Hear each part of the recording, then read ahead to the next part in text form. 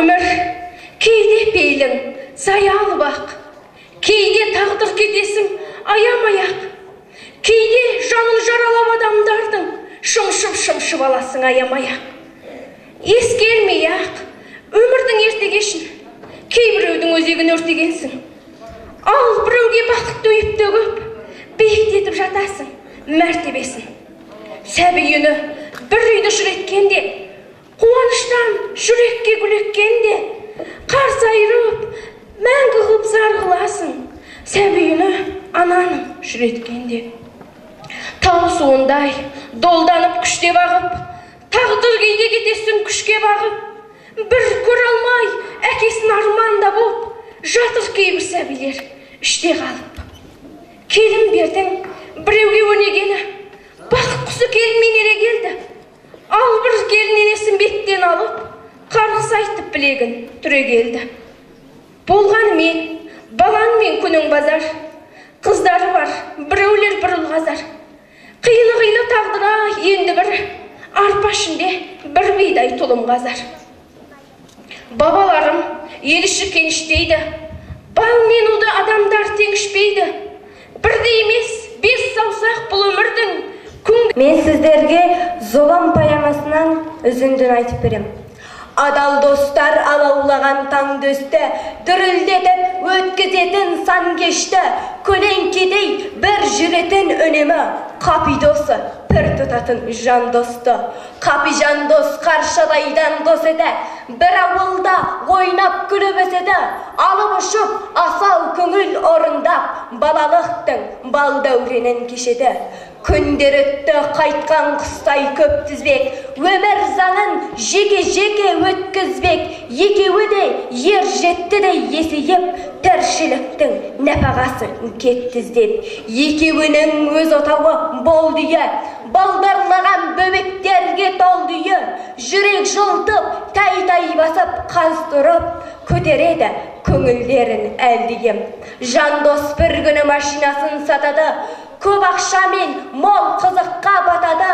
Таң атқанша тойып ішіп екіі, сол ақшадан басталады шатағы. Сол ақшадан басталады шатағы. Қайран әке жатқаныңмен қансырап, өртке қарай жақындайды жан шыдап. Газды өшіріп балаларын жұмсады, артық рет көздің жасы тамшылап. Өрт сөндіріп баспананы сақтады, әлсіреді басқа малын таппады. Сақтап қалды үйін бала шығасын, аралдында өз парызын ақтады. Өз парызын ақтады. Қалғанын ай аяғасты ауырып, әйелің тез шығу үшін әйелің тез сауығып, көтерейіп кәне жолдам тостақта, бәрін байқап аңдып отыр жауылып. Адам, ой, ұмыт қалдым.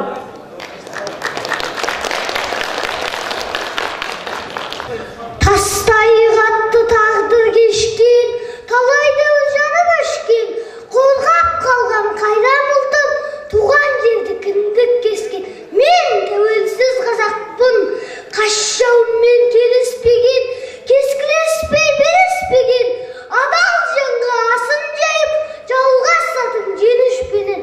Мен тәуелсіз қазақпын,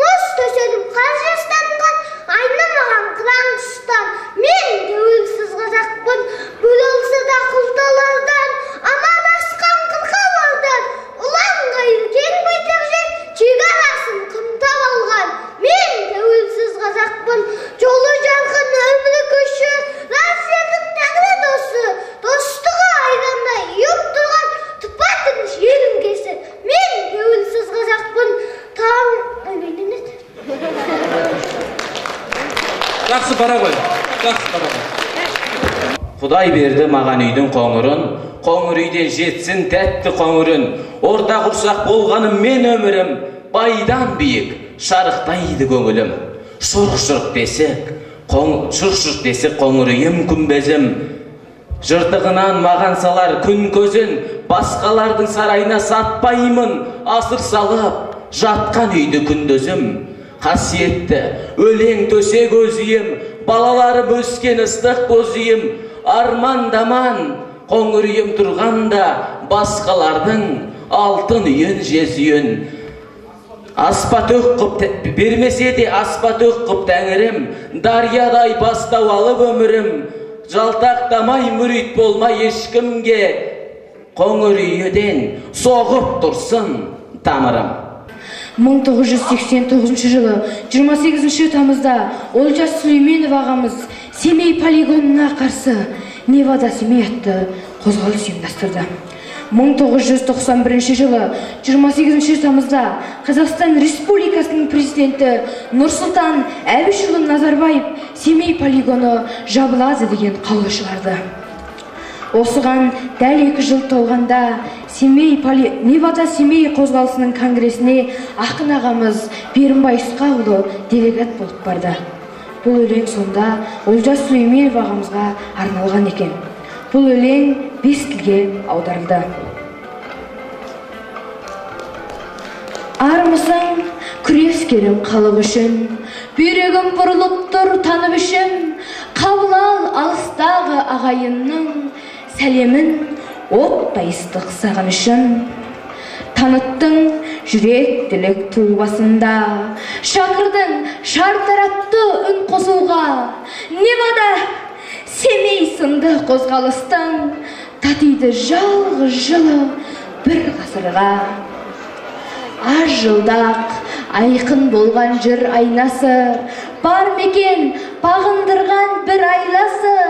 Үлкендер әл сенбей сұрайды кеп, піріме Олжас деген құдайым осы.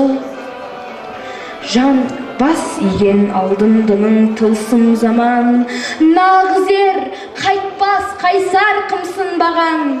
Аяулы анасынан айналайын, Олжастай от жүректі ұл сыйлаған.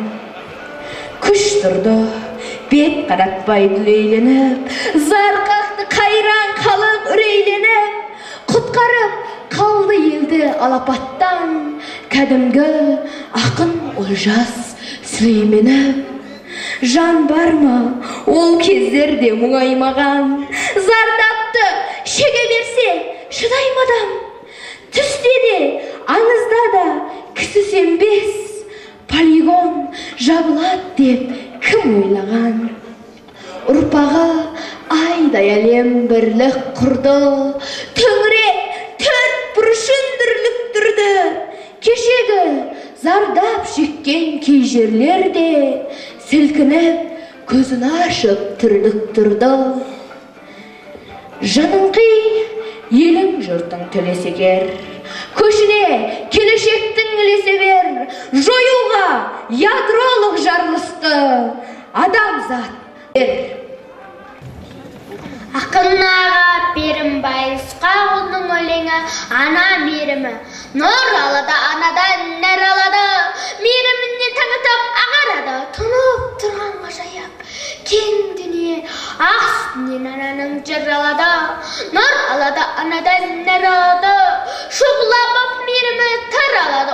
18 мың аламның бар қызығы астынан ананың жыр алады. Табиғатта анадан нәр алады, пейіннен кейді тыр алады. Әлемдегі ең асыл қасиеттер астынан ананың жыр алады. Нұр алады анадан нәр алады, мейірімінен парасат ар алады. Ел жерткен жүректі жақсылықтар астынан ананың жыр алады. Ақ ниеті жыр болып оралады, жәннат бақ секілді орамалы. Кең дүние ананың мейірімі мен күлкісіне сәбидің жыр алады. Жақсы бақыт. Сезім селі кітап атты жинағынан арманшыл адам атым арман өлеңін айтып берейін. Арманың алға бастайды, жаныңды желпіп тастайды. Армандай ойлай алмасаң, жүзеге ойың аспайды. Талабың болсын таудайды, Құдай да сонда қолдайды. Талап пен ақыл болмаса, өмірде ізің қалмайды. Арманға қолсыз арманға, алып қал үлес арланба. Жетесің асыл арманға, бойында қуат болғанда. Көкірек мұңға толғанда, толағай күш бер талғамға. Жақсыдан жаман адам көп, жасыма бетсіз жалғанда. Көңілден жаурап тоңғанда, заманың түлкі алданба. Қоларға басың доп болар, бәтуасыз бір күн жалғанда. Сарғайып сабыр сақтайсың, қызықтың дәмін татпайсың. Оралың барда ойнап қал, ойнайтын уақыт таппайсың. Қиялда самға қақ қанат, бақытты ұстан оқталап. Жүректен жылы орын тап, қарлығашсында ақтамақ. Жабықсаң жан тартмен ізде, батырар көп ой теңізге. Жігерді жаны арманға, арманнан жаным қол үзбе.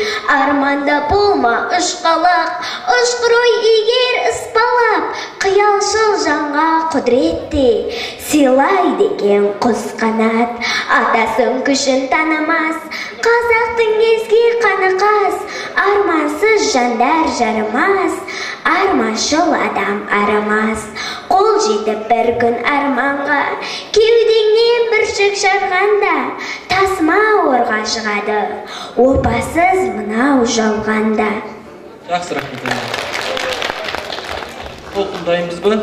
Берімбай атаның айтып өлем атты өлеңін оқып берейін. Төрінде жүрегімнің ай түнеген, көгінде көңілімнің ой тілеген. Болса да бас кеспек бар, тіл кеспек жоқ. Жасырмай жан сырымды айтып өлем. Көлгірсіп көпшіліктен алшақтамай, қара бас қамын ойлап жан сақтамай. Барымды сарқып өтем, тарту етем. Жағымпаз жапалақтай жалтақтамай, шерімді шемен болған ақтарайын. Халқыммен ақталайын, мақтанайын. Аластап арсыздарды ұсынайын. Пәк сезім үлпіл деген мақтадайын. Жау болса алмас қылыш шарқылдаймын. Ана тіл, әдеп, ғұрпым, салтым, қайғым. Ар-намыс ұлтым үшін бас кессе де, ешкімнен тайса алмаймын, тартынбаймын. Төрінде жүрегімнің ай түнеген, көгінде көңілімнің ой тілеген. Болса да бас кеспек бар, тіл кеспек жоқ. Жасырмай жан сырымды айтып өлем. Жалын атқан жастығым қайда қалдым? Тайға мініп таласып тойға бардым, томпаңдатып торымен қойға бардым. Өткіншідей себелеп өте шыққан, қайда қалдым? Жастығым қайда қалдым? Аң сарауған балауса қыргүліне, бүгіндері зар болдым бір күніме. Жалын атқан жайнаған жастық шағым, қовды жүнім, қалдым ба ерімінде. Жүрегімнің жігерлі дүрсіліне, көктемете аққайын бүршігінде. Жалын атқан жауғазын жастық шағым, қандай жанның қалды екен кірпігінде. Жылдар өтті дайынның бұйрасында, сабақтары жетуші мүйгасыға. Бал болжанған жайнаған жастық шағым, қандай жанның қалды екен бұйдасында. Ой, жүргім болса дерем бауында, жете алмаған көп болды арманымда. Жалын атқан жауғазын жастық шағым, жалын аштым, қалдым ба жазығымда. Сезіміме самал болып зебірледім, жүрегімнің жауғазын жыр ұрладым. жалын атқан жауға жастық шағым, жыбын жаным, құлын жаным. Тау баласы тауға қарап өседі. Бөкен таудың басқар, күн құшуға асығар, сағынышым сарғайған, сені көрсем басылар. Бөкен таудың басы болып, қазақ жомарт асыл ұлт, шеттен аңсап келесің, бір көруге асығып. Бөкен таудың басы жел, біздің қазақ асыл ел, қосылмайды тау-тауға, ата жұртты қосылар. Бөкен тауда желістем, ойда болсын елістем, жақсы болсаң қоныс кең, тау жігіт бол келіскен. Бөкен таудай биік бол, елге басың дейіп кел, сағынышты сезсін деп, сені шырды сүйіктен. Үміт артқан тұнығым, сенсің арман құрығым, шәрбәт жұттың биіктен, аласар ма қолыным. Бөкен таудың басқар, көңіл тұман ашылар, қосылмайды тау-тауға, ата жұрттен қосылар. Таудан күн нұр тараған, тауға қарап саралан, адаспайды өмірден, биік тауы бар адам. Қандай болдым? Қандай құдайым-ау, құдай-ау, қандай болдым? 3 жасымда тілім тәтті балдай болдым. 5 жасымда еркелікпен ебелектеп, анашымның артынан қалмай қойды. 10 жасымда күні түні ойын қуып, үлкендер бата берсе таудай болдым. 13-те қоз жайып, қой қайырып, балауса балған тәтті талдай болдым. Дос көріп көрінгенде 15-імде, қиянат ауылынан шалғай қондым. Өмірлік ағайдыңға 18-де құлшынып, құлаш жүріп самғай бердім. 20-да махаббатқа арқандалып, өртеніп от жалындай лаулай бердім. Жүрегін қолын ұстап жүгірсе де, көзімді талай қызға салмай қойдым. Өкінем, күні бүгін амал бар ма? Жар етіп жалынса да алмай қойдым.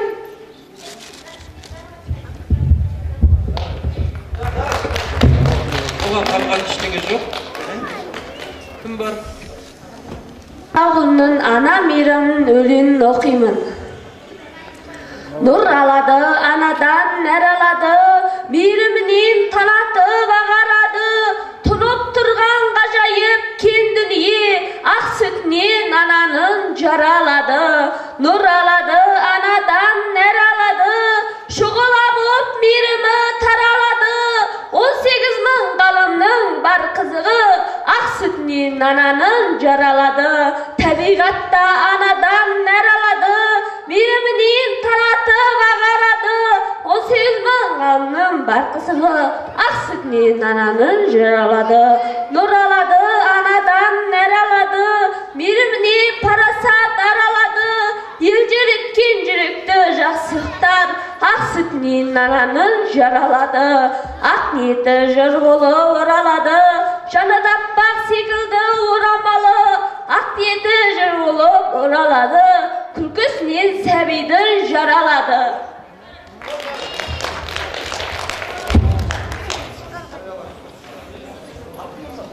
Берімбай ағамыздың қазақ болсаң өлеңі.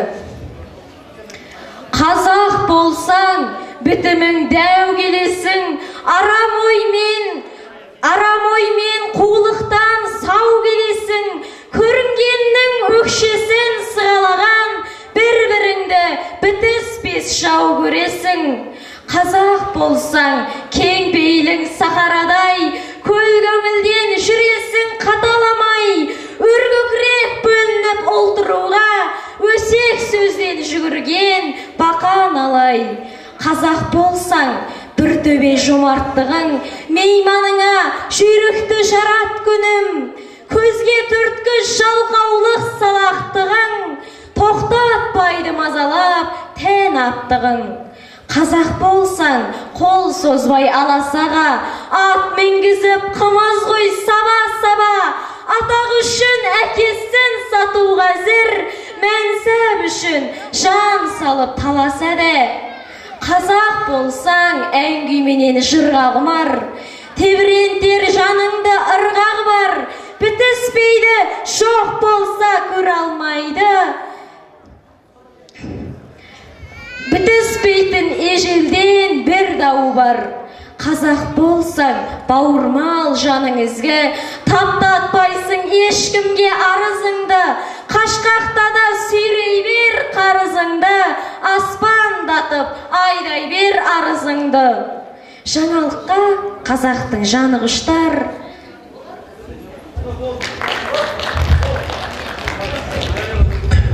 Ақын Берімбай атамыздың қазақ болсаң тақпағын айтайын. Қазақ болсаң бітімің дәу келесің, арам оймен қулықтан сау келесің, көрінгеннің өкшесін сығалаған, бір-біріңде бітіспей жау көресің. Қазақ болсаң кең бейіл сақарадай, көл көңілден жүресің қаталамай, өр көкірек бөлініп отыруға, өсек сөзден жүгірген бақан алай.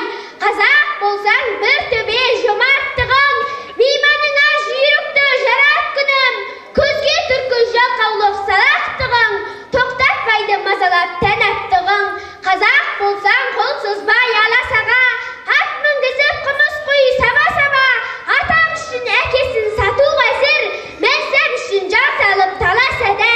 Қазақ болсаң әнмен күй жырға құмар, тебірентер жаныңды ырғағы бар, көре алмайды, жоқ болса бере алмайды, бітіспейтін ежелден бір дау бар. Қазақ болсаң бауырмал жаның ізгі, таптатпайсың ешкімге арызыңды, қашқақта да сүйрей бер қарызыңды, аспандатып айдай бер арызыңды. Жаңалыққа қазақтың жаны құштар, қайда жүрсең сарқылмас сағыныштар. Қазақ болсаң қызғаныш құтырынып, табылады табалап тамыр ұстар. Қыз қуарда білегін досқа түрген, қыз жігіттің жонынан таспа тілген, қасиетті менсінбей ана тілін, шүлдірлейді байқұстар басқа тілмен. Мал жанның жанардың садағасы, жалғыз малы мейманның қонағасы. Бүгін қазақ сәбиін шетке тасып, арын сатқан ақшаға шағаласы. Қазақ болсаң дақ салмай намысына, елін жерін қорғаған жанұшыра, балта шауы бұлтының табысына, кей қазақтың жүрген ай сағысына. Қазақ болсаң домбыраң төрде тұрар, азаматы ер көңіл сөзде тұрар, өрлегенін тартатын етегінен, көлденеңнен пырдайын езбе тұрар. Жүйрік баптап қазағым құс саладай, өткірлігі ағылмас ұстарадай. Қазақ жетіп түбіне қазағының, ең алдымен қандасын ұстаған ай. Қазақ болса торқалы тойды озады, топырақты өлімде қол созады. Бұлт еткізіп бүгінгі әр қазағы, байқамасаң алдыңнан ор қазады. Сезім далым бұл ғаламда, қол соғасың тыңдағанда, жием шіркін босап кеттау, ән деп сен ымдағанда. Тұлын шағым менің, құлын шағым менің, бала қаным жаным, ұрын шағым менің. Жүрегіме отырадың, бауыр бастым боталадым, домбыраны бауыр бастым боталадым. Домбыраны өзге емес атам ұстау тиіс дедің. Сен жүйемді босатқанда, жанарымнан жасаққанда, қуанышым қойныма сыймай кетті осақтанда. Тұлын шағым менің, құлын шағым менің, бала қаным жаным, ұрын шағым менің. Сенен ыстық оталамын, маған ымдап аталадың, сенің сергек сезіміңді болашаққа апарамын. Тұлын шағым менің, құлын шағым менің, бала қаным жаным, ұрын шағым менің. Көркем оқу поэзиядағы ақсақалдың анықтадық. Қателік көп бірде. Жалпы бұған тілек білдірген жас шәкірттердің саны 60-қа жуық болды.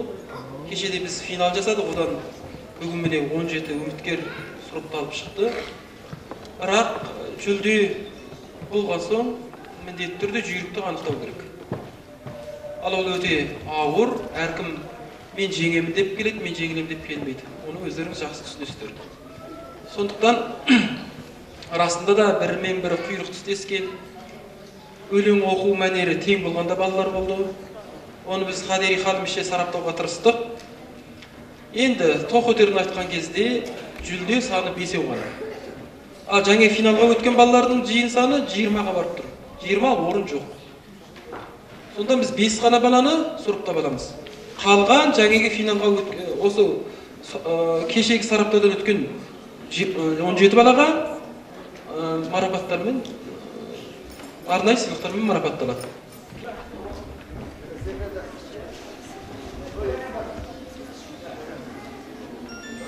Мына өздеріңіз аңдаған шығарсыздар, жалпы өлең оқудағы біздің ең бірінші назарға алғанымыз ол образға ену. Сосын таза дикциялау, сөзді дұрыс айту, сақауланбау, әріпті жұтпау, жаңағы акцентті дейміз, екпінді дұрыс қою. Біз осы мәселелермен қарадық. Баланың өңіне, ұруына, түріне, кімнің баласы екендігіне қарағанымыз жоқ. Сондықтан біз сараптай келе мынандай бәтуаға бекідік. Маған мысалы Құлымқан Манайыл деген азамат ұнады. Бұл кәдімгі актерлар секілді. Дауысы қоңырқай, әдемі. Бірақ өзі қазақ азаматы о бастан кімді сыйлайды? Ананы сыйлайды, қызың жолы жіңішке дейді. Яғни, мысалы Құралай Жанатбекте одан бір мысқал кем түскен жоқ. Образға ену. Сондықтан біз бірінші орынды Құралай Жанатбекке береміз. Екінші орынды жаңағы Құлымқан Манайұлына береміз. Үшінші орын екеу қылдық. Оны Арапат Асылбек пен Ақтанбердіге бердік. Төртінші, бесінші орынды Лайла мен Толқынға үлестірдік. Осымен сыйлығымыздың жиыны тәмам болды. Жақсы ма? Ал қалған жаңағы балалардың барлығына арнайы марапат беріледі, ынталандыру сыйлығын береміз. Жақсы ма? Бәрекелді. Енді жаманерлеп оқу. Тастай қатты тағдыр кешкен өлеңін оқып берем. Тастай мен тәуелсіз қазақпын. Тастай қатты тағдыр кешкен, талай дәуір жаным өшкен, қорғап қалған қайран ұлтым, туған жерім кіндік кескен. Мен тәуелсіз қазақпын. Қаш жолмен келеспеген, келіспей беріспеген, адал жанға асын жайып, жалғастырып жеңішпенен. Мен тәуелсіз қазақпын. Құрылса да ақпан, арман таңын сабатқан, ғасырға тең жүк арқалап, өркен өскен жар тарапқа. Мен тәуелсіз қазақпын. Жаралған күн сағым нұрдан, туған жерім сағындырған, басым байлап боздатарым, ар жолда жана қиған. Мен тәуелсіз қазақпын. Қайран тілім бала қызған, үміт үзбе қазағыңнан, қайран тілім, ана тілім.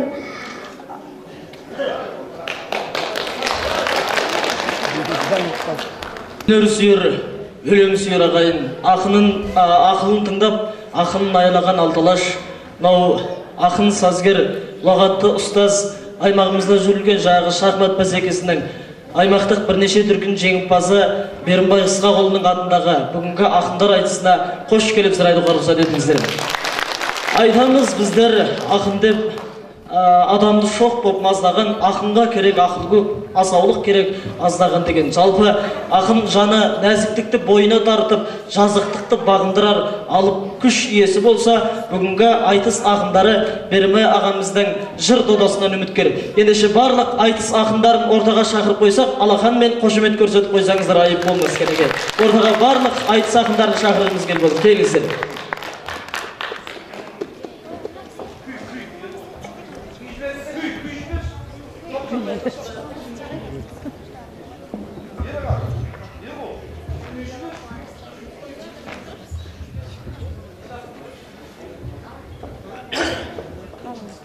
Бәрекелді, міне сіздер көп болғандай аймағымыздағы жаңағы белді ақындарымыз. Жалпы аймақтың түкпір-түкпірінен келген небір сөз сүлелер ортамызға келіп жетті. Ендеше ақындарымызға бір рет сәттілік тілеп қошемет көрсетіп қойсақ айып болмас еді. Ендеше қазіргі тілек тізгінін мен Ықылас Ожайға бергім келіп отыр. Қарсы алып болсақ қойсаңыздар кәдекей.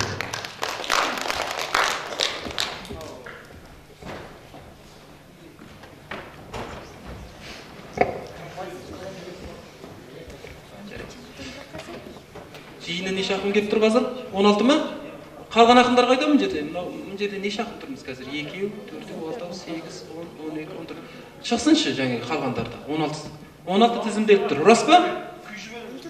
Күй жібере беріңіздер. Ақыры фонға күй қоя беріңіздер.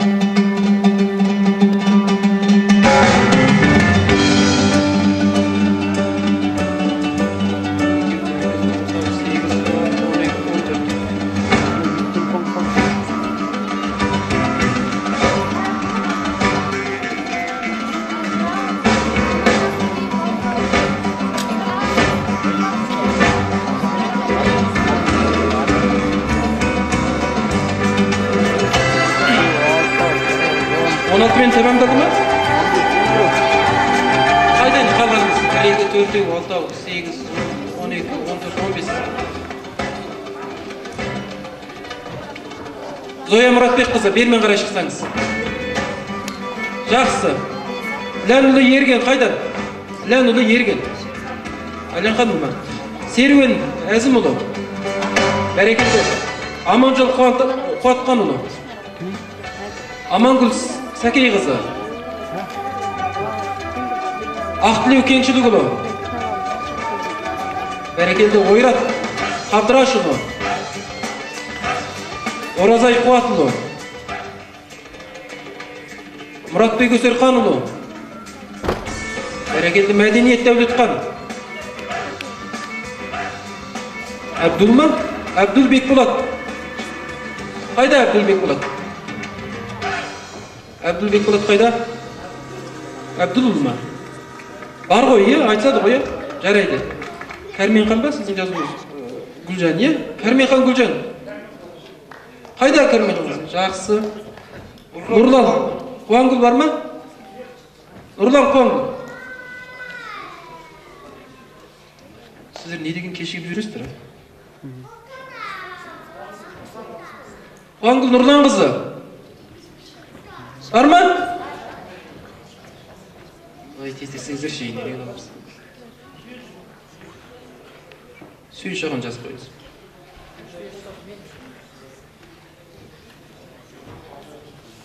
Ой, 20. Ол 20 ақын екен. Оны оннан жұптаймыз. 20 ма?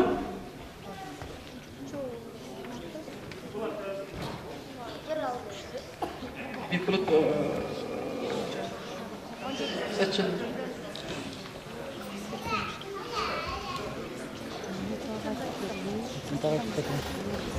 Аз, өйткені 4-те гала концерт болу керек. Сондықтан біз сіздерге береміз, 10-10-нан жұптаймыз. Одан өткен 10-ның 6 ақында ғана таңдап аламыз да 4:30-да өтетін гала концертке жібереміз. Сондықтан уақыт тығыз болғандықтан айыпқа бұйырмайсыздар. Бұл әрине кеше жалғасуға тиісті дүниеді.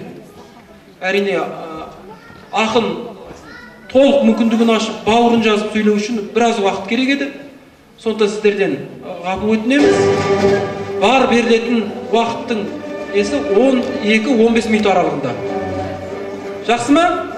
Жеребе бойынша сұрыптайық па, жоқ әлде қалай істесек болады? Жеребе бойынша ма, жоқ біз өзіміз не қыла береміз ба? Жеребе бойынша сұрыптайық па? Ондайша жеребе тартайық. Әлде жеребе бар ма сол?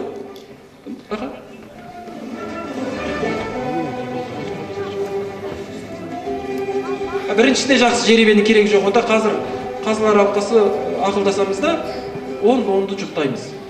Жақсы. Ерген кім еді оның жерде? Ленқанұлы мен Бекболат Әбдүлұлын шақырамыз. Кәне қош емес соғыңыздар. Бекболат. Екіншісі.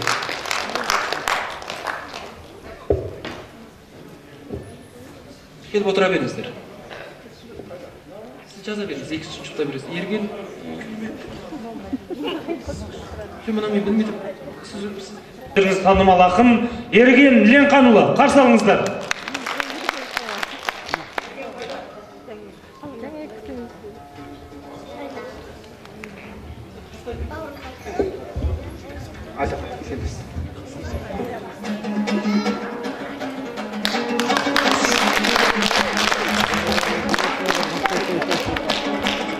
Ау біздерді отыр міне сұрыптағай, үйренді кел алдына шығып талай. Ассалаумағалейкум ағайындар, тектісін отыр міне біліп талай. Бұл сатыдан сүрінбей өтіп кетсем қызыл тіл тұр ғой бәрін қылыштағай. Сарапқа келіп бүгін түзіп тұрмыз барлығын орнымен дұрыстағай. Бұл айтыс ойыншық айтыс емес бізге, сондықтан туларыңды тігіс ұстағай.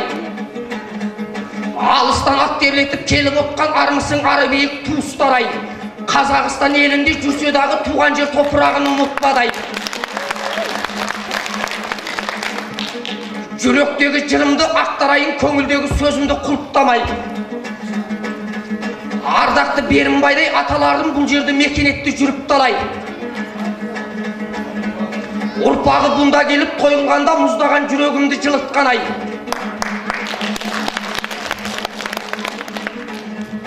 Бүгінгі Берімбайдай аталардың қадырын жүрген шығар біліп талай. Ал енді өзіңізге бұрылмасам, барамын бұл айтыста құнттамай. Қара деуге ағамды қия алмаймын, сіз аппақ ақылсыз ғой жұмыртқадай. Жұмыртқадай жүзіңді көрген кезде Ергеннің қызыққанай, қызыққанай. Бұл жерде жақсы айтыс жасамасақ, мына ел демейді ме бұзықтарай? Бұл Ерген оң солыңа сөйлегенде шыбын боп кетіп жүрме. Құмырсқадай ай.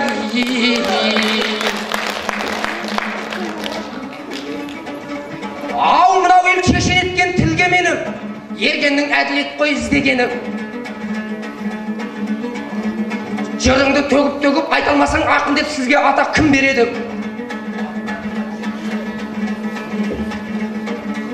Мына ел өзі баптап бағалаған біз едік сын айтыстың жүлдегері. Ақылсыз ақындарға жолыққанда ағайын көңіліме кіргеледі. Ергенге қайта қарайсыз ғой, айтқалы отырсыз ба, бірдемені уай. Ау сөз сүйектен өтеді таяқ еттен. Артығым болса аға қалал етсең. Біз секілді тетекті тебірентіп қазақ дейтін халық қой адам еткен.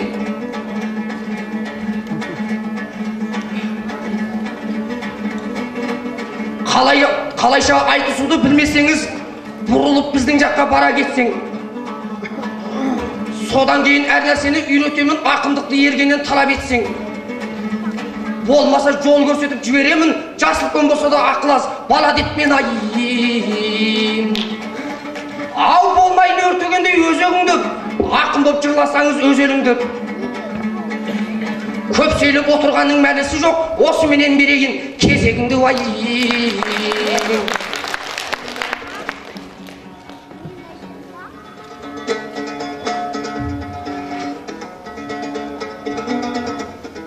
Бекболат Әбділ, қошемет қойыңыздар.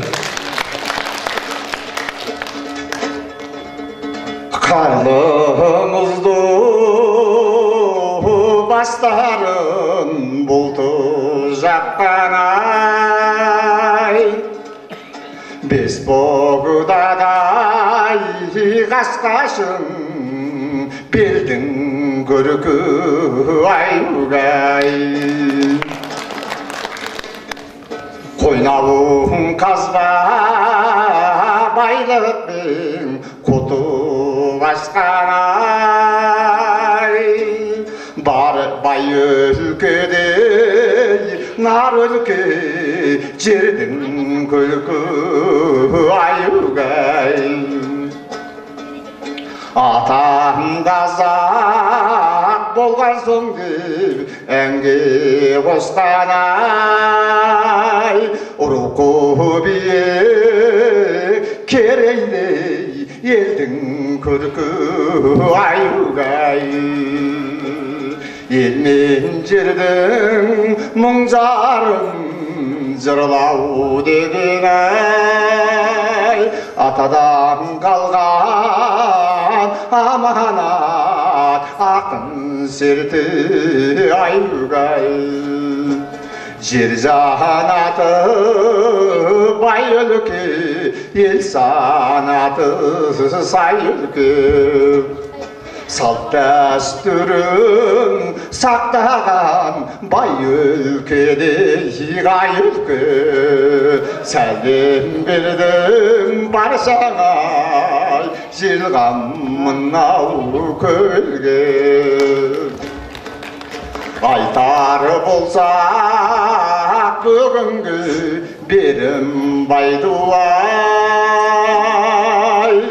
көзі ашық көкірегі ояу жанды терең ойдың сайысынан шақым еттен ай үш мәрте чемпион жүлдесін жеңіп алды аюгай ұрпақтарға ғылым мен тәрбие берген ай ұлағатты ұстаздық заты қалды аюгай сал сердердің бұрынғы ізіменен ай сазгерліктен еліне өнім қалды аюгай ақын сазгер ұлағатты ұстаз деген ай өз өлсе де жақсының аты қалды аюгай берген бауыр алдымда ән саласың ай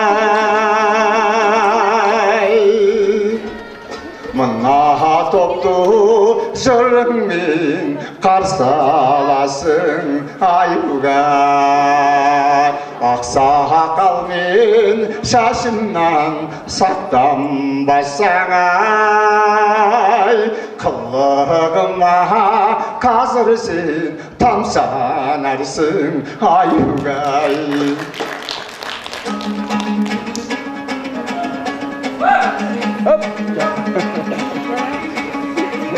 ау ақын боп талай шықтық біз егеске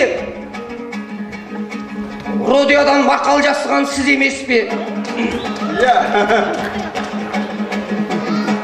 мақалың өрге қарай өрістеді оның өзі ағасы күш емес пе жалғыз ғана сүйенішті мақтап жаздың басқа ақын айта ғой кіс емес пе вай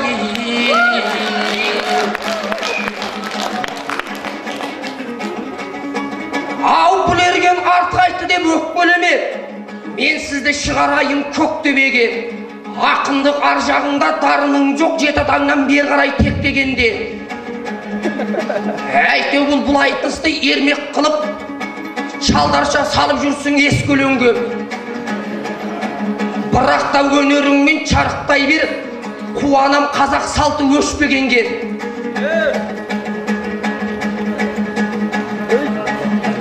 барлығын өзің үшін айтып тұрмын бұған менің шықпайды ештеңем деп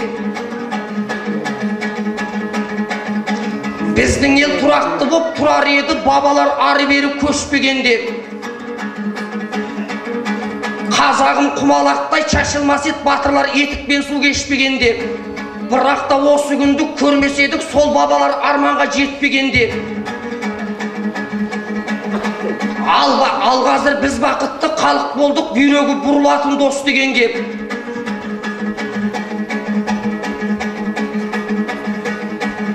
сіз дағы осы жайлы көз жіберіп тебіреніп салыңыз тектөленге вайын.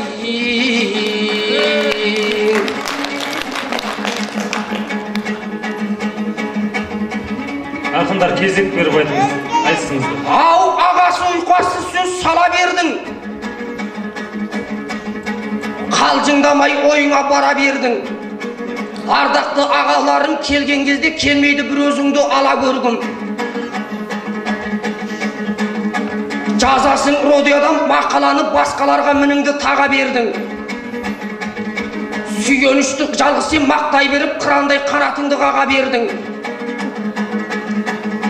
Сол айтыста біз дағы болып едік, қалайша мына бізді ала көрдің. Ал енді осы жайлы жауап беріп, шырқап бүгін қалсаңшы, дана көйімайын.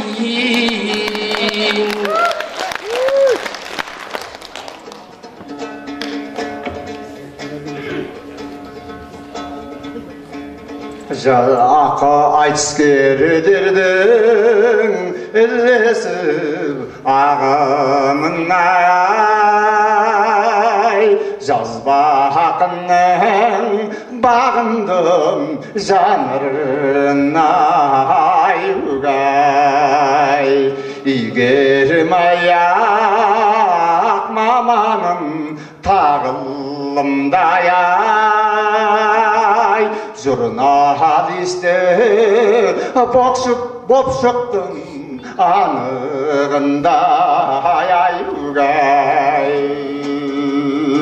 Ақын сазгер әнші күйші биші деген ай, жетөнірдің жолықтым шалығына угай.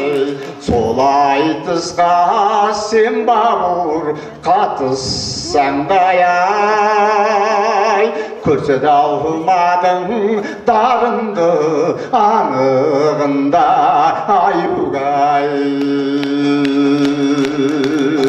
Содан болар рух үшін мен әдей мақала жаздым жоқсың деп мына халықтың зиынына угай. Мұрагерім сөніп бүгін бара жатыр ай, төзе алмай тұрмын өз басым қиынына угай. Қоғамның мына жетістігі мен кемістігін жырлап берсең жарайды мына жұртқа угай. 2 жылға біргедей сотталыпты қарны ашып бір жылқы сойған үшін угай. Соңғы қайырыңыз беке, уақытқа бағыңыздар. Соңғы бір шума қайырыңыз. Үшін угай. Айтысымызды аяқта деп жатыр қояй.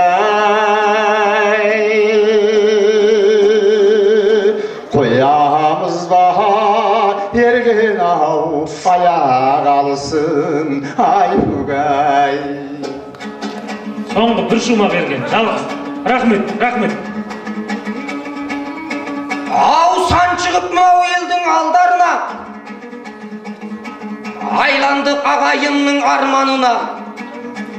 Айтысқа келіп отқан ағайындар, Алланың нұры жаусын жолдарыңа.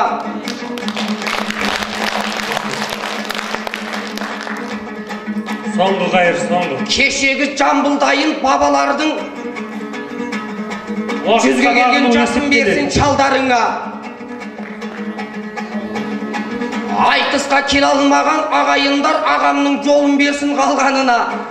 Айтысқа келіп отқан ата-ана ергеннің жолын берсін балаларыңа. торғайдай алып ұшқан жүрегіммен тобықтай жыра келдім тойларыңа. Сағат көміртін. Ағайын есен аман болыңыздар, қуанам мына елдің болғанына уай.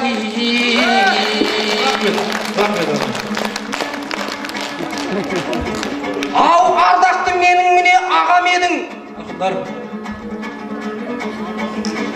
Асыл сөзге шырқатып сала бердің. Төрешілер аленді тоқтат дегенде несіне сіз тентіріп қала бердің. Өзіңді әрқашанда ағаладым, ағасы өнеріңді бағаладым. Ақындар, қасыңдағы ергендей бауырларды айта қой қандай адамғасың. Жараспас тек сіздерге санағаның. Ағасы үміттіңді мен ақтаймын, алдыңда құлагердей шабаламын. Шабасың. Рахмет. Өзіңдей ағаларым аман болсын, келеді сізді бүгін бағалағым. Ағамды қадір тұтып бұл арада, мойныңа алтын тұмар тағаламын ай. Рахмет. Екі қос ақынға қошемет көрсетіп қойыңыздар. Келесі ақындардың жолы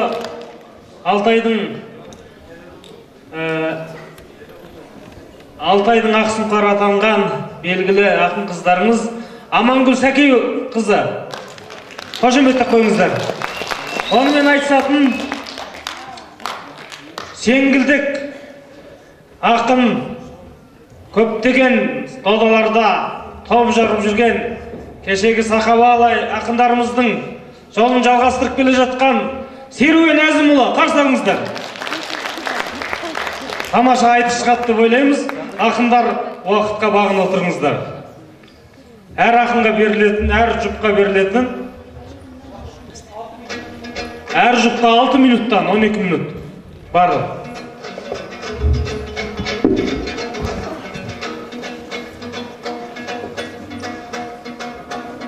Ярабың шықты бүгін күмістерім, қаласаң ақыныңның жырышкенің. Бүгінгі берекеңнің айтысында тасқындап таси берсін ырыскенің. Жырымның алып тастап бұрыс жерін, тек қана қабылдаңдар дұрыс жерін. Кеңпейіл жаны жомарт, рухы биік, ассалаумағалейкум, арас делім ай.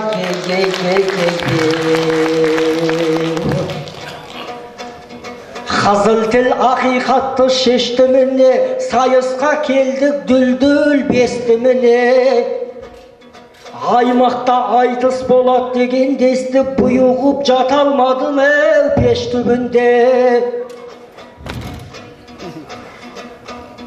Алтында берекеңнің айтыс болды, Амангүл асыл жеңге естідің бе? Аяулы бақтарыңыз өрлей берсін, аяулы берекеңдей ақиықтың жиналған еске алу кештігіне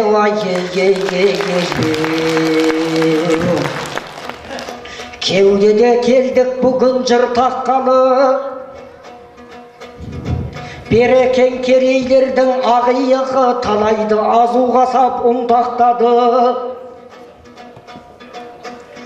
Осындай текті атаны ескап жатқан мың жаса Берімбайдың ұрпақтары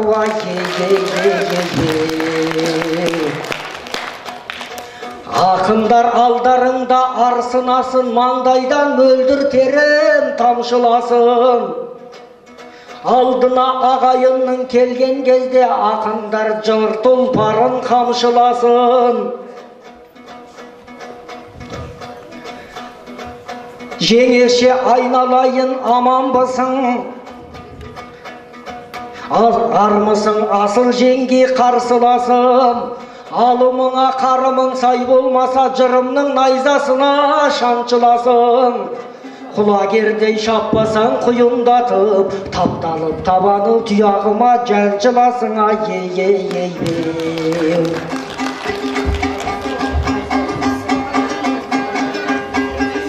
Армысың арда қазағым, Қошемет көрсетіп қойыңыздар. Амангүл Сәкей қызы. Өлкемдегі тардан ел, бас имеген ешкімге қаны ыстық ардан ел. Сан тарихтың тарабы тамырына да барған ел. Моңғолдың батыс жерінде Бесбоғда биікте қалған ел.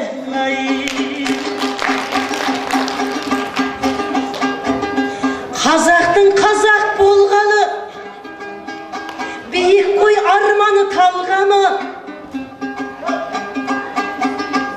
Азаматтарының сұңғақ қой таласқан аймені арманы.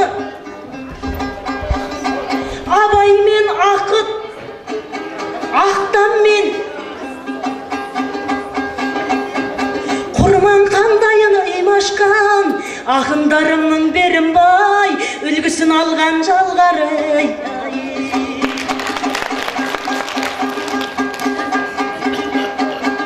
Берімбай ақын еді, ақ тұлпар еді сыргөші бояны жайлаған. Қазақтың асылдарынай ұрпақтың қамын ойлаған. Құтты болсын тойларың, 70 жылдықты тойлаған.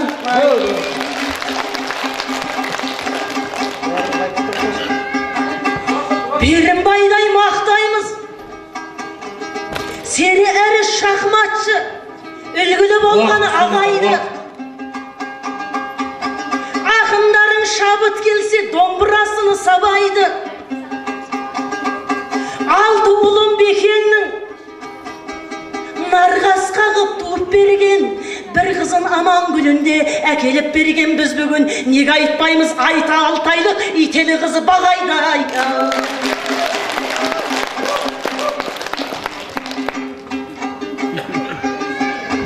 Серуен бала бер қара,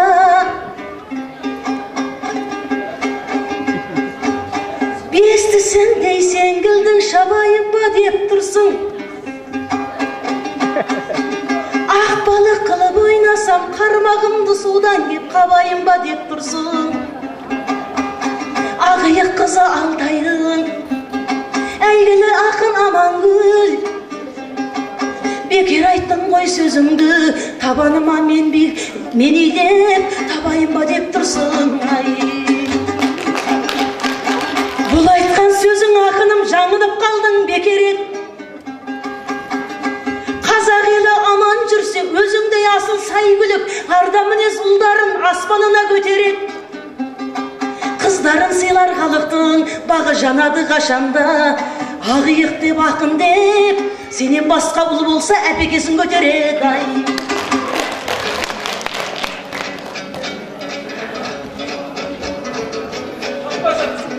Соңғы қайыр. Шаппа-шап. Амангүл маған қарап күлмегейсің, дейсің бе дәл мені қармағыңа ілмегейсің. Мен тұяғыма тапталасың деп айтып мен, бірақ оны жамандық деп жүрмегейсің. Алтайдың сен Амангүл ақиығы қашанда төгілетін жырғегейсің. Мен қазақтың баласы ақ көңілді, ниеті кіршік шалып кірлемейтін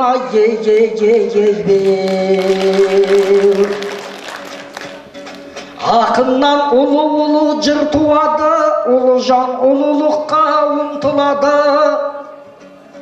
Еске алдық Берекеңдей ақиықты, Берекең бұл өмірдің бір туары.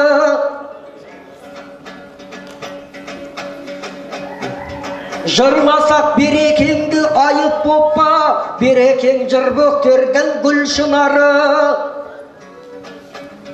Бүгінгі ақындардың арасынан Берімбай атамыздай кім шығады? Қазақтың қайсар мінез тұлпар еді, көргенде аламанды жұлқынады.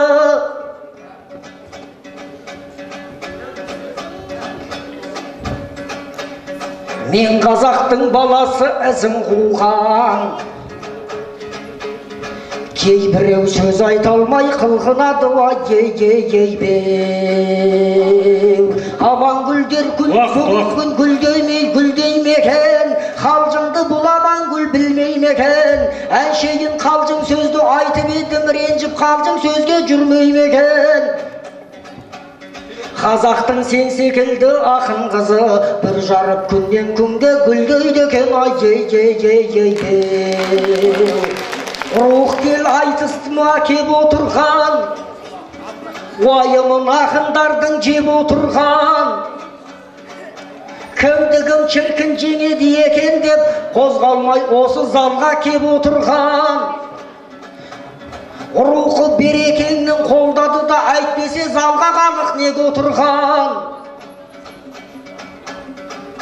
Ағайын мен сіздерге басы емін, басыйып айтысыма кеп отырған. Үйінде шаруалары жоқтан емес, ұлттық рухым өлмесін деп отырған.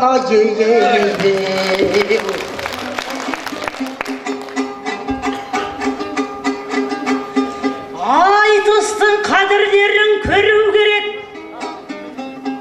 ол рас көрермені келу керек. Қырда болса сарайға халық сыймайды, өлгейдің де халқы мұнда келу керек. Ақындар ғой Берімбайдың ұрпақтары, бәрінің қадір қасиетін көру керек. Кеткеннен соң ардақ деп асыл демей, тірісінде бағасын беру керек. Беру керек, әгегәдім-ай. Қазақ болады күн туғанда, ақын болады жыр туғанда. Берімбайдың аттары мәңгі өшпес, алты бірдей болатты ұл туғанда. Ұл туғанда, әгегәдім-ай. Қазақ халқына рух берген, айналдым қасиетті рух делден. Берімбайдай асылды қадір тұтып, жеті бала мінекей туып берген. Қазақтың аналары аман болсын, періште қолдап шіркін рух берген. Әгегәдім-ай. Сөз сөйледім әр жерде құрап тұрып, Вақыт. Төрешіден минутты сұрап тұрып, алтын жырым кеудеден атылғандай, қалқыма мерует жырды лақтырып, қазағымның рухы сөнбес екен, тілеймін асыл елден жылап тұрып, әгегәдім-ай. Осылай өтеліңдер. Серуен біраз, бір қайым. Қазақтың өңіріңдер, ендеше рахмет ағайындар. Қазақ деген рухты көтеріңдер, әгегәдім-ай.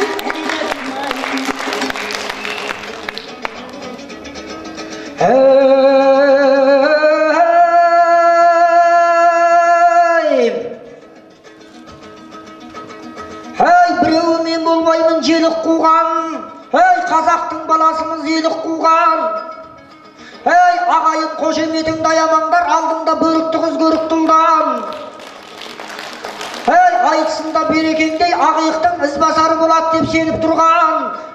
Ағайын қадамыңа нұр жаусы екен, Берімбай айтысына келіп тұрған. Көгінде көк аспанның самғап өтем, атаның ізгі жолын жалғап өтем. Кешегі Берімбайдай текті атамыз текті тұлпар болып туған тарлан екен. Ағайын айналайын сіздер барда, мен де сондай болсам деп арман етем. Алланың бойға берген жыры барда, бабаның ізгі жолын жалғап өтем. Атамыз Берімбайдай ақын туған. Шахметті де меңгеріп спорт жолы. Қазақстанға барғанда, қазақ қауымдастығының атынан жүрілген мүшайраның ағайын бас жүлдесін алған екен. Шетелде де жыр салу қиын болып тұр, ол кейбір адамдарға арман екен. Осылай текті атаға қарап тұрып, рухы биіктеп оны талғам етем. Моңғолдың сахнасында қана емес, шеттің де сахнасында шауған екен. Мейіріне жырына ел қанған екен. Еңбегі жемісті болып, атамыздың алтын жұлдыз сыйланып, медалымен қызыл ту орденінде алған екен. Өнерді жүрмен сынайық, айналайын Амангүл, аттың басын тартайық, енді артқа бұрайық, төрешілер ардақты, уақыт болды деп жатыр, енді орнымыздан тұрайық. Рахмет ақындар, рахмет. Уақыт. Әлі бәлем бар. Қадірін серуендей ақындардың осындай сайрағанда көру керек. Әрине төрешінің айтқаны заң, айтқанына бұл жерде көну керек. Берімбайдай асылға бір мектептің айғайлатып аттарын беру керек.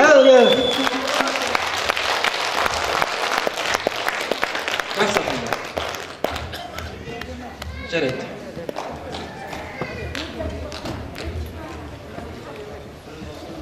Құрметті, келесі шығатын ақындардың қаперіне бір нәрсені салғымыз келеді. Ол енді жалпы басқа амандасу. Амал келесі ақын, ұланқұстық, Ақиқ ақын, Сүйеніш Жеңсікбайұлы, қарсы алыңыздар. Сүйенішпен айтысатын көп жылдар бойы соңғы жылдарда сахна төріне шыға алмай қалған, енді қайтадан міне жанданып, қайтадан сол өнер жалғастырып жүрген ежелден айтысып келе жатқан ақынымыз Өлгейлік Зоя Мұратбек қызы, қарсы алыңыздар. Тамаша айтыс шығады деп ойлаймыз. Екі ақынды ортаға шақырамыз. Сүйеніш Жеңсікбайұлы, Зоя Мұратбек қызы, қошемет қойыңыздар.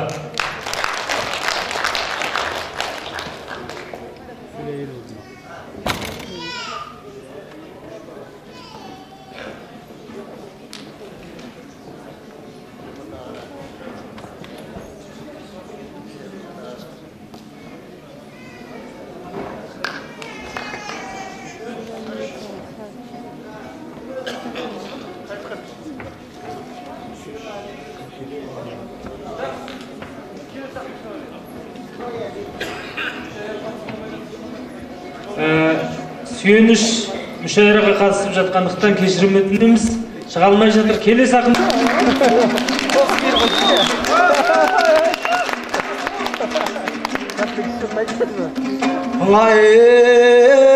Ассалаумағалейкум, бос орындық.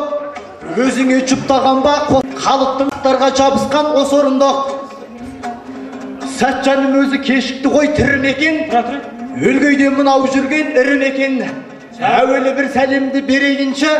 Бақытбек Қадырұлы, қазақ қазыналы ұлы мекен. Сөздерін тамаданың бір көрейік. Жаны да бұл баланың сірі мекен. Кешігіп Сәтжан бала келіп балдың. Бүгін мынау тойға шығатын күні мекен. Бұл қазақ кешікпесе жүр алмайда. Той қуып келе жатқан түр мекен.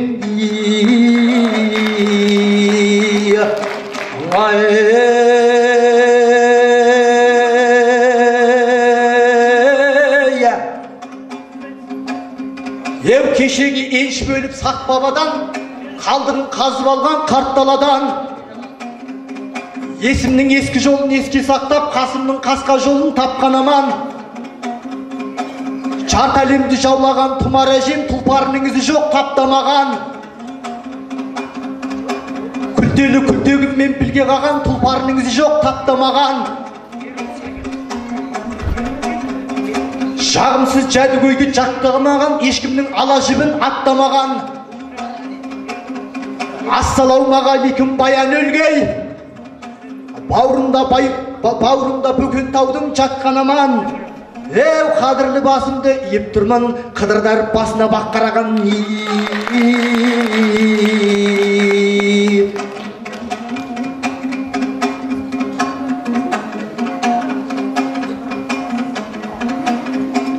Бераған атам еді ең беделді, бағаласаң орны төрден еді. Ол кісі Алтайға күйеу бала, бір кезде қайын жұртқа келген еді. Ол кезде мен кішкентай бала едім, қызықтап өнерімді көрген еді. Талабыңа балақай нұр жаусын деп, батасын сол кезде берген еді. Байқасам содан бері таныс екен, шайсаң еді алмайтын жаныс екен. Бүгін мынау жүлде алатын сәт келгенде, бераған берген бата дарыс екен.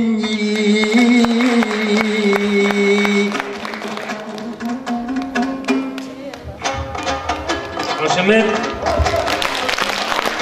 аймақтық ақын Сәтжан Красханұлы көптеген айтыстарда ауыз ашып қойған жүрген қошемет көрсетіп қойыңыздар. Ал Бақытбекті ағайын көп естілді. Көп естілді, ерекше өр естілді. Алаштың ақын туған арыс едім, Сәтжанды жаман ақын демес мүлде. Сөзіңнен жансақ кеттің Бақытбегім, аласарар кезі болар белестіңді. Айналайын Бақытбек білесің бе, көрінетін адам болады елестіңді. Келе сап бос орындыққа сәлем бердің, сүйенішті шақыруға кеткен едім, айтысудың айтыстың жүргізушісі емеспін бе вай.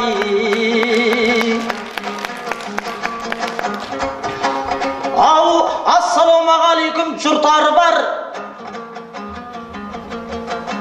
Көңілімде көсілген ұл тәні бар. Берімбайдай ақынның бұл тойында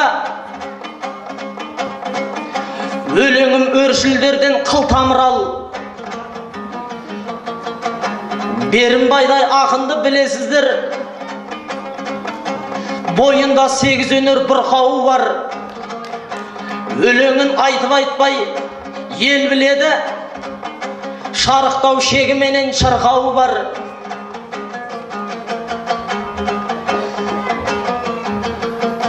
Ақынның ат өлмейді деген қазақ, ат өлмейді тағы да ұрпағы бар ай.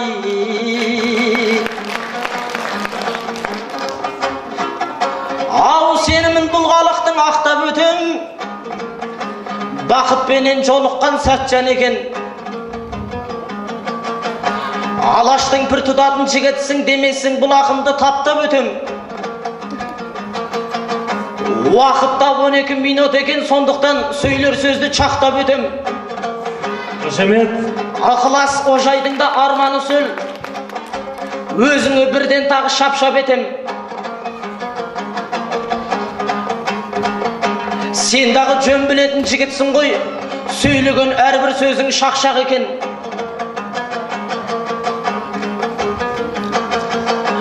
Қазақстанға барып келіп Бақытбегім, шап демесің ұлылықтан ақтап өтем. Қазақстанға барып ет ағармапты, баяғы сол Бақытбек қапқар екен ай. Бақытбек Қадырұлы, қошемет көрсетіп қойыңыздар. Қазақ елінде өткен көптеген айтыскер ақындардың сайыстарында алдыдан көрініп жүрген азамат. Қошемет көрсетіңіздер. Бақытбек Қадырұлы. Сәтжаным жоқ екен санада қыл, ағайын бір мінім қарада тұр. Мынау мені қара деп сөгіп жатыр, қарагерің шабарды, қарагерің ал енді қарагерің шабадақыр. Қазақтың қара өлеңін жаттап өскем, Абайдың қара сөзі санада тұр.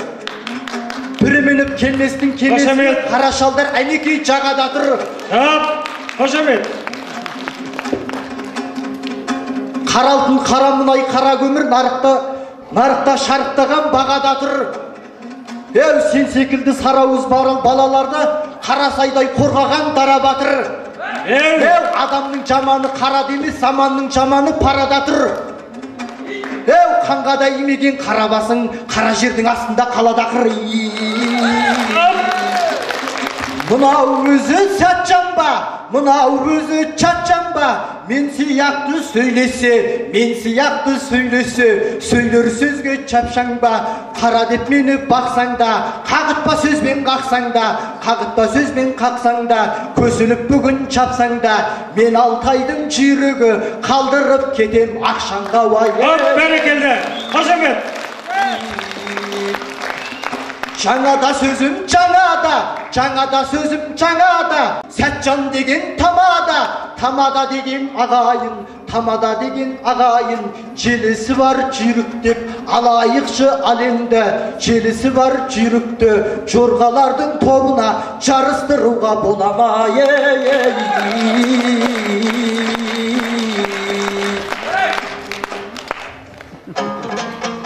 Қошемет, Сәтжан Кілесханұлы.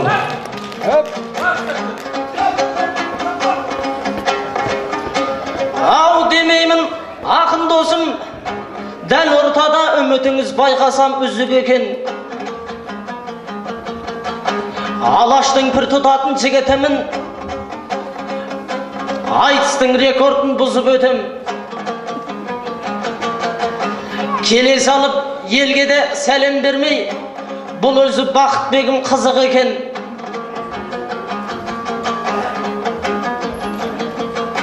Шаңғап тұрар шал құйрық сен емессің, мен дағы шарш топта қызып өтем.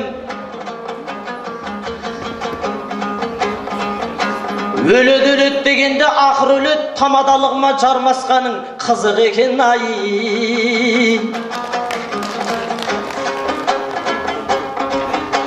Өмірдің шешек гүліммін, Алланың сүйген құлыммын, танымасаң танып ал, берім байдай ағаның артынан ерген біріммін. Тамада едім бүгінде, тойын мынау тойлаған қазақы ұлдың біріммін. Айналайын Бақытбек, өлемеспін тіріммін, шаңғаптырам деп жатсың, байқа досым тағы да шағып алар, араның айбей бірімін.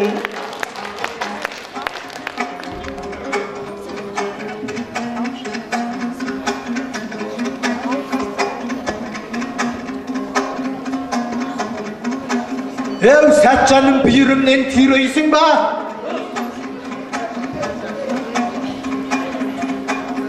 Шашылыңқы өлеңнің түймелерін түймейсің ба? Ені қашқан өлеңіңнің тойға барып иінін илейсің ба? Әу, қасиетті айтыста жүре бермей, тойханаңда бауырым жүрмейсің ба? Мынау елдің төріне шыққаннан соң ұлағатты сөз айтуды білмейсің ба? Қаламға неше қауымбыз адамдар кеп, адамдар өтті өмірден замандар кеп. Ақындар уақыт. Өмірде екеуіне қатары жүр ғой, жақсы менен жамандар кеп. Туған ел түтінің түзі ұшса, отырмын іш ойымды бағамдар деп. Көшедегі жұмыссыз қалың жасқа, ағалар отырған жоқ алаңдар боп. Өлгейге өнеркәсіп аштақ деген, әлі бір қарастырған қарарлар жоқ. Дипломын құшақтап жатқан менен, жұмысқа келсін деген хабарлар жоқ.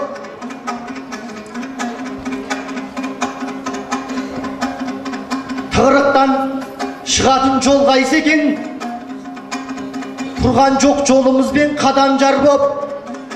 Кірпіштей тетігіңе қалан деген, жауабын айтқан жоқ па абай дәлдеп. Әу, сіздерде жұмыссыздық белең алса, біздерде білікті мамандар жоқ.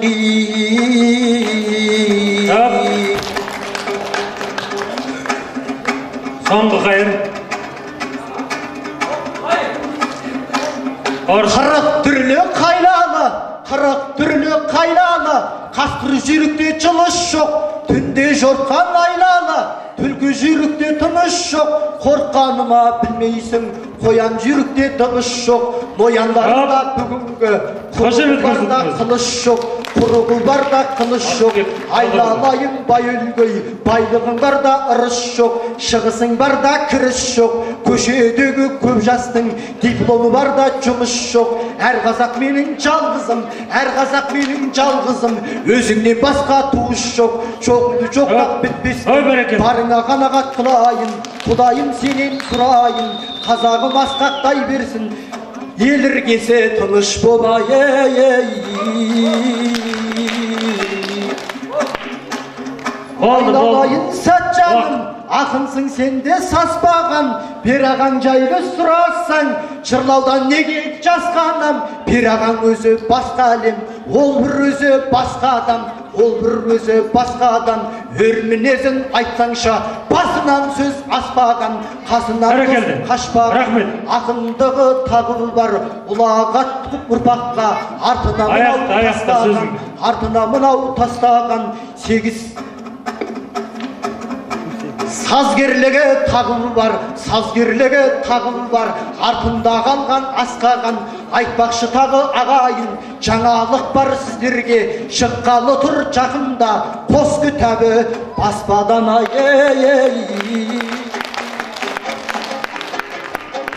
Ал бұл ақын жамандықтан бұқсын деймін, қазақтың қал жағдайын оқсын деймін. Тарихқа жақсарып алыпсың ғой, айналайын бақытбек тіксің деймін. Аяқ алысың бүгінде жаман емес, сөйлеген сөздеріңнен нықсың деймін. О минуттың 8-ін сен жеп қойдың, жегенің желкеңізден шықсын деймін.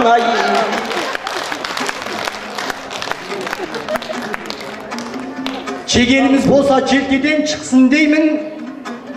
Мен де Сәтжан өзіңнен тіксінбеймін. Осынау қос балаңды ағайын келес айналымнан күтсін деймін. Рахмет. Бәрекелді, қос ақынға қошемді көрсетіп қойыңыздар. Айтыстың негізі осылай болу керекті.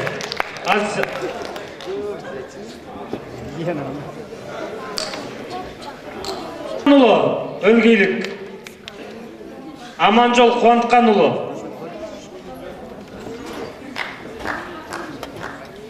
Өлгейлік көптеген жүлделерден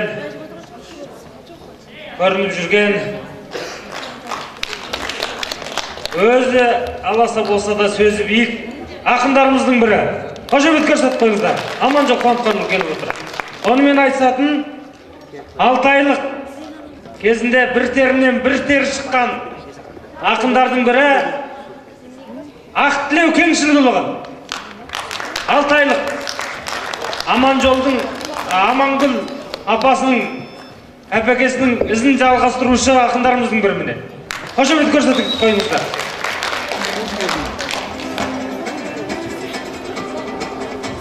Шаппашап, жігіттер шаппашап жасаңдар, жарай ма? Ай, ақсәлем, ала келдім, көк гүлімдер, бұрымнан ұнатып едек білімден. Ассалаумағалейкум ағайындар, сізден менен жүздестім тепті күндер. Мал жанаман дендерім, салмағайын айтыскер ақындарын өткірімдер. Сіздердей алып қазақ болмағанда теңдесі жоқ туады тектігімдер. Шабыт деген Алланың бергені ғой, тегі ақын бола бермейді тек білімгер. Аламан айтысқа келіп қалдың, ұл өнерге ағайын бет бұрыңдар. Төл өнерді ағайын төрге әкеліп, осындай аламанға кеп тұрыңдар. Ай, жырлайық Берімбайдың жыры болса, ақындар Берімбайда ері болса, ақындар жалықпастан жырлайды ғой, 70 жастық бүгінгі күні болса.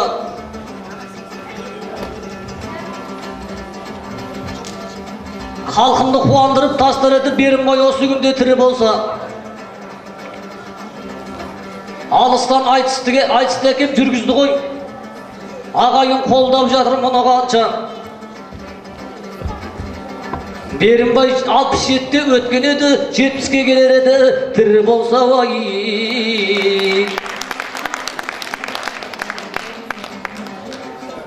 Ай, Алтайдың айтысында ұтқан бала, қып-қызыл киім киіп шыққан бала. Ал енді Аманжолмен айтысасың, сақана болғаннан соң мықтан бала. Кекілді төмен салып келіпсің ғой, демеймін жақсы сөйлейді қырқан бала. Ал енді кезегіңді берейінші, шашынау қырықтықпен қырқан бала.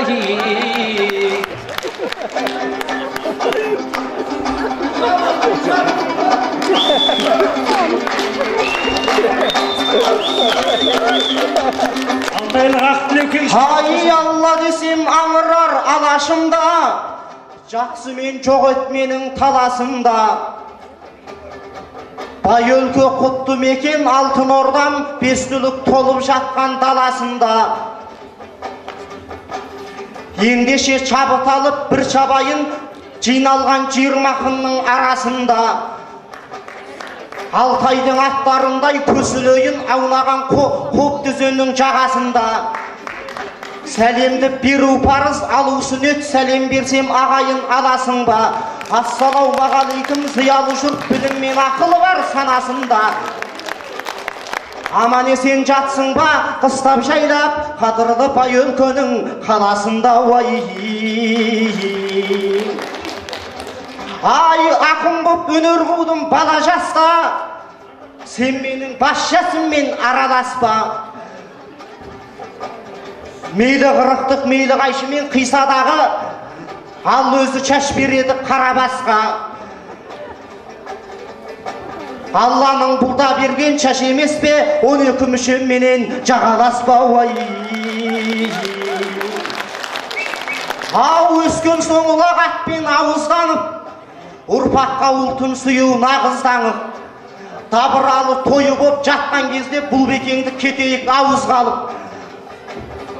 Өз тұсының еңселіп, бір тұлғасы қалыққа қалтырған әнін жазып. Білгенімді айтайын тарих қып, тарихтың айтпасам да бәрін қазып. Берім байдай білікті ұл тудырған, атыңнан айналайын абызғалың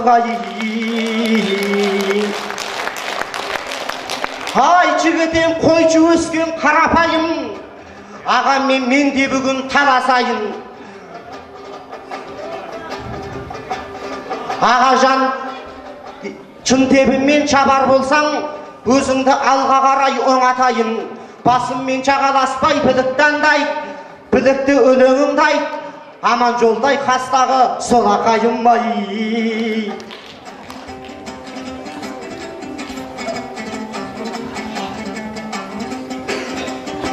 Ай өзіңдей кезіккенде жаңа досқа,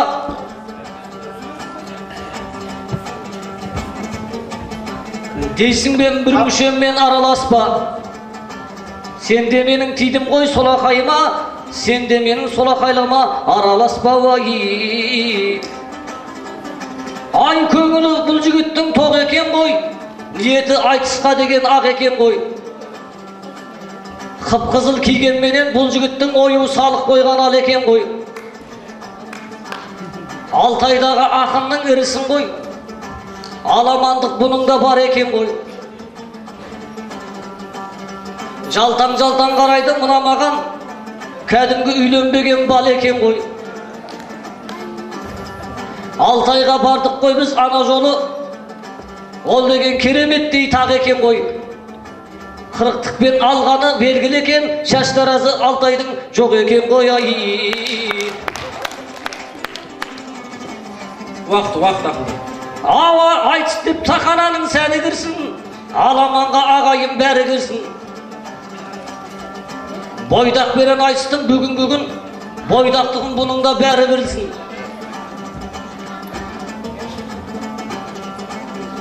Шабытыңды арғарай қоздырайын, шабыты бұл жігіттің тағы кірсін. Өзіңмен бір сұрайын, бір сұрақты үйленбей сүйретіліп, әлі жүрсің ғайын.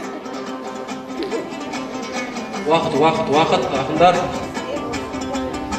Ал айтқан соң уақытқа бағынайық, біз неге қара сөзден жаңылайық. Шабыт бар ғой біздегі Құдай берген, неліктен бүгінгі күн тағы тарылайық. Берімбайдың атында айтыс болды, тек қана мықты болып табылайық.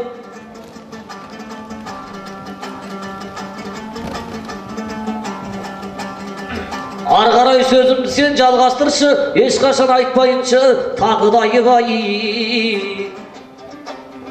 Ай бұныңа бұлай жауап қайтарамын, менің де мәңгі дайын айтар әнім. Аман жол осалдығың сонда тұр ғой, ұйқасымды қайталадың Уақ тілеу жүр жолынан тарықпай жүр, өлеңнің аспанында қалықтай жүр. Sen mаған не үйленбедің деп жатырсың? Аман жол қасымдағы айыптай жүр. Төлөгөндей тұлғалы жігіт едім, қыз жібектей аруым жолықпай жүр.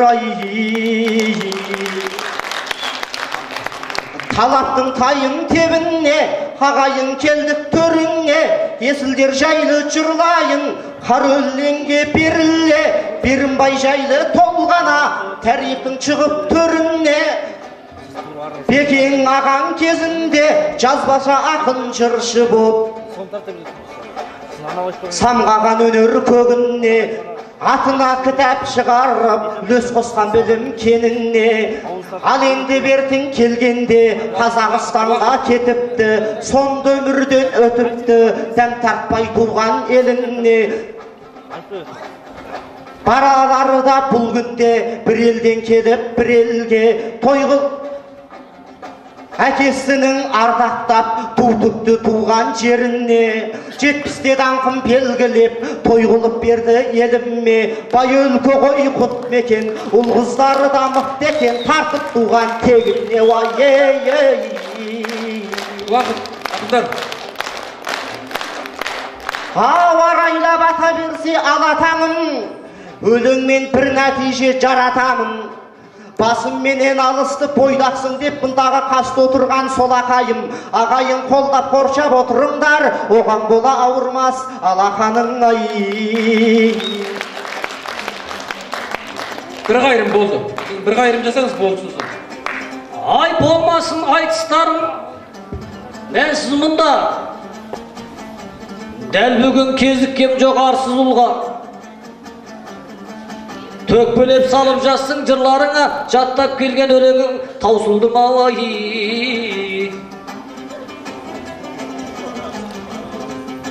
Ал солақайды бұл халқым білер еді, солақай жоқта елім жүдер еді. Мен бүгін солақай болып шығып тұрмын, ағайым мені бүгін тілеп еді.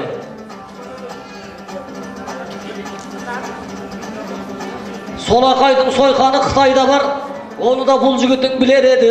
Ержанат пен Қалиқан келіп жатса, келістіріп езуіңді тілер еді. Болды ақында, болды. Ай бұрылып бір қарайын айналаға, ағайын жүректен шыққан ән бағала. Өз еліміздің ақындары да мықты емес пе? Ержанат пен Қалиқанды айтып кетпе айналаға. Жақсы ақындар, рахмет. Келесі жұпты шақырамыз. Ойрат Қабдырашұлы, ойратпен айтысатын Гүлжан Әрмен Қарғызы. Келіңіздер.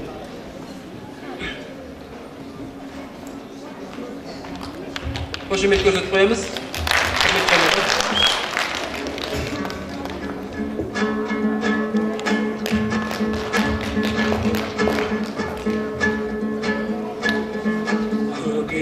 Сайрай берсін жыргеттері, отырған бай өлкейдің құрметтері. Тойына қош келдіңдер Берімбайдың, Мұхаммед пайғамбардың үмбеттері.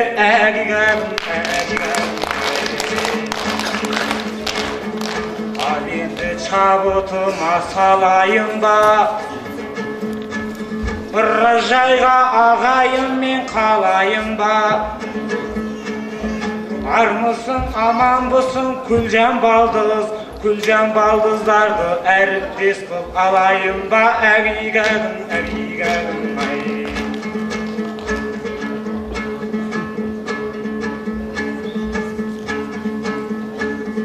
Кетермін бір өзіңді алдап тұрып,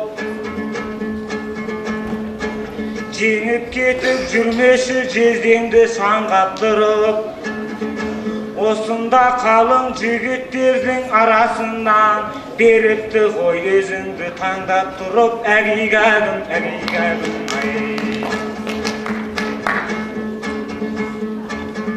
Өзіңмен балдызаным теңгелейін, әзіліңді балдызым жөн көрейін.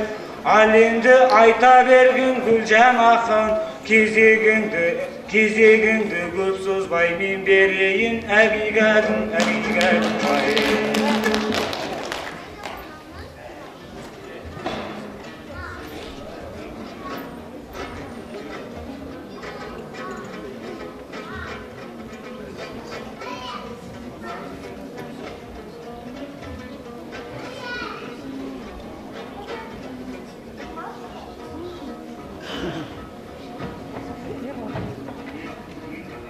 Армысың алды алашын, тектінің білген бағасын. Естірте көрме дұшпанның төбірі деген жаласын.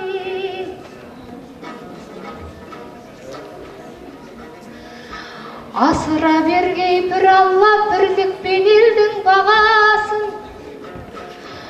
Аралап келем жүрменен алма бақтардың ағашын. Шындықты айтып қалайын, уақыт қуып жеткен күн тапталып құм болып қаласың.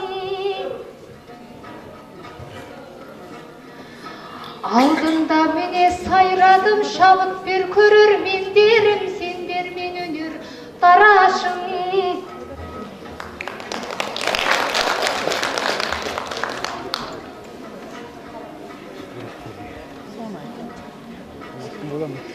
Еңбегі ерен халқына бекеңдей тұлға асқарым.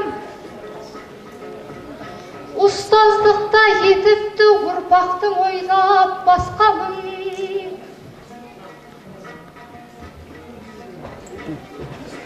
Берекеменен бірлікпен әрқашанда ағайын қосыла берсін бастарың.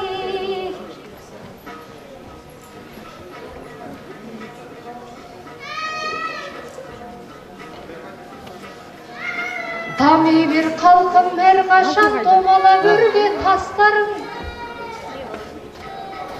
Бір Алла берсін амандық, ойладық қалық басқамын.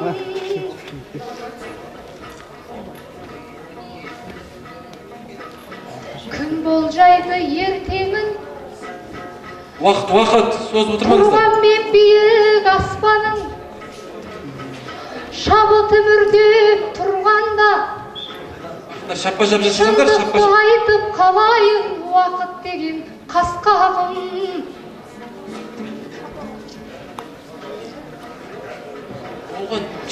Айтысқа мене шығыппын, жездемді алып бақандай. Жетелеп жүр мен көрейін, мұрынын тескен атандай.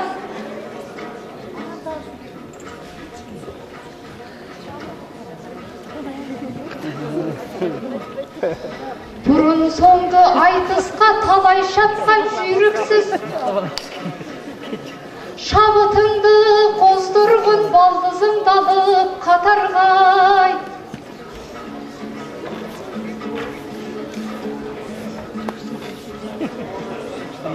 Күйеу мұңлық десе де сыйлаймын жезде мен сені. Сатылып кетіп жүрмесең, екке біткен сақалыдай.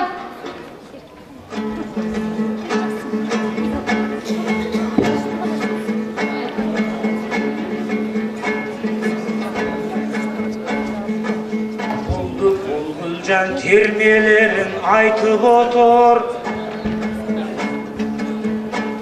саханаға келіп неменені айтып отыр.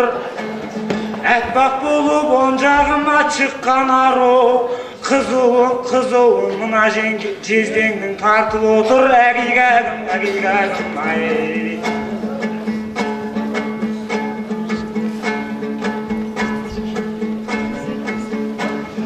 Қошемет көрсетіп қойыңыздар. Қойрат Қалдырашұлы. Арғы тегі Маңғыстан шыққан. Әзірменен күндеріңді атырам. Онымен айтысып отырған Гүлжан Кәріменхан қызы бұғытлық жалғызатын қызымыз. Күтілеген үмітіміз. Қошемет көрсетіп қойыңыздар. Онан кейін өзіңді бір қатырамын. Әгигәгім ай.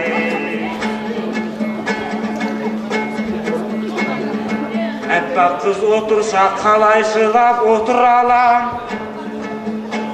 Бәйгедерге мен дағы қосыл алам. Апайыңды бердің ғой өзің таңдап, апайыңды жезден асықтай ғып асыраған әгейгәгім,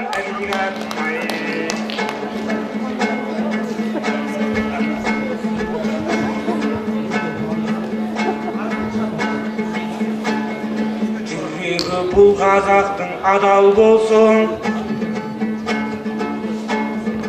күн досындай қызықты думан заман болсын. Жетпіске толып жатқан Берімбай ақсақалдың рухы да әрқашан адал болсын. Жақсайсыз Күлжан ақын шығарайық, жездесімен айтысатын заман болсын. Әгейгәгім, әгейгәгім, ай.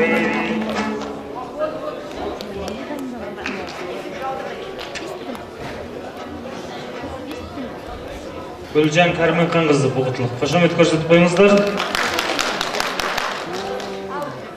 Өмірде пенде бар мекен, арманына тез жеткен, аударыспақ дүние ай құмыры ұқсас шөлмекпен. Бекеңдей ұлы тұлғаның атында айтыс жүрілді, ұрпағы қолдап өрлікпен.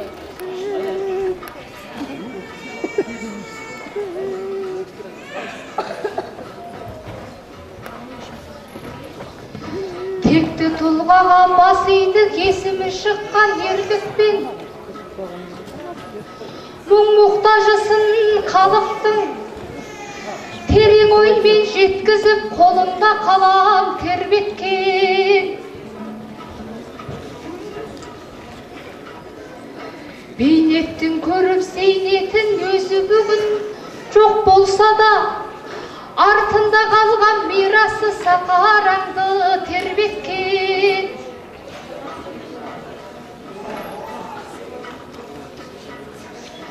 Бекеңдей ұлы тұлғаның керім-кешіне ағайын, алыс жақыннан ақындар жырын алып кеп жеткен.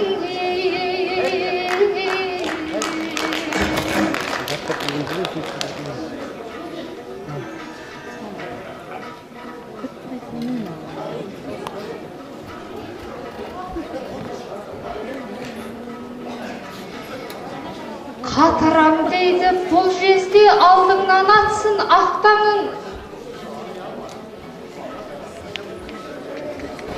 Естек бұзық неңізді, жездемнің мынау тақпағын. Қатырам деп балдызыңа қайта-қайта айта бердің ғой. Қатырам деп Күлжанды батпаққылап атып жатпағын. Уақыт. Қоз ақынға рахмет, рахмет, рахмет. Рахмет. Бұл халқымның адал болсын. Бір шумақ қана болды.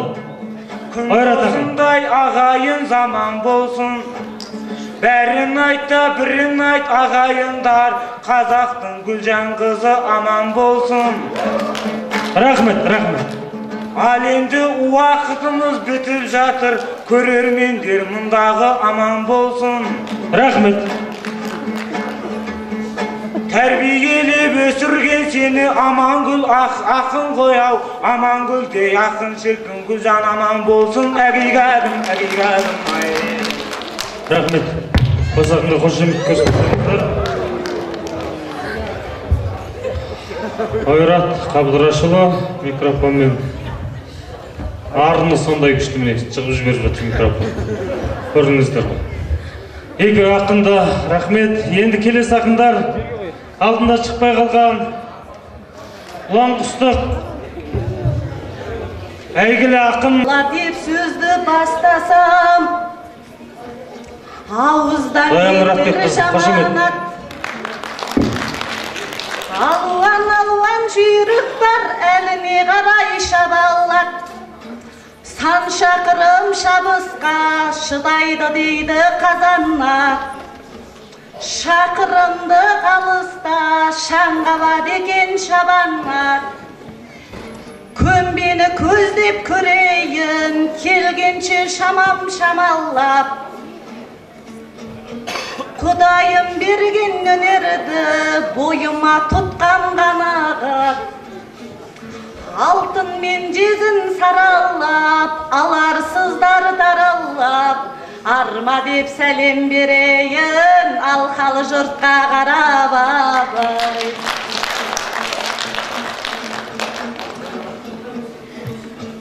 Өлең деп жүрген қыз едім, өмірге 10 жыл бет бұрдым. Анасы болдым 10 жылда, 3 гүлмен 2 тек тұлдым. Жүректе тұрған шабытты, келмеді бүгін шет қылғым. Берімбай атам атында, айтысқа белді бек будым. Батасын алған қыз едім, бағымды сынап кеп тұрмын.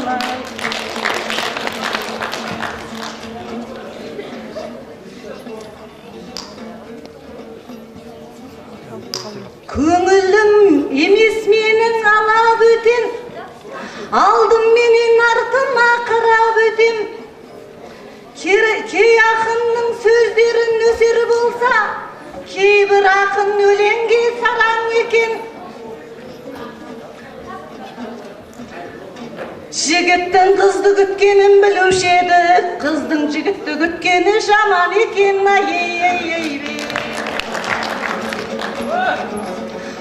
Айтысқа түстік екеуміз, ортада жүр ғой көк бар. Айтыс деген сөз көк бар, жырымыз болсын серкеміз. Алдыңа шықты ағайын, ерке ұлың мен ерке қыз. Болса егер сөзде салмағың, анық қой жұлып алуың. Жоқ болса сөзде салмағың, оңай қой аунап қалуың.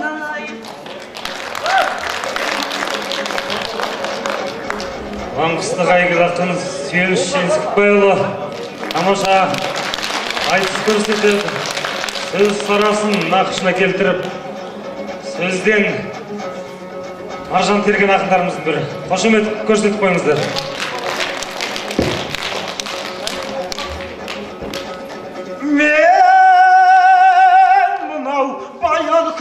Мақтан алам, мен мұна шабытыммен шаттан алам. Ассалаумағалейкум алқалы жұрт, жырымды бұлақ қылып ақтар алам.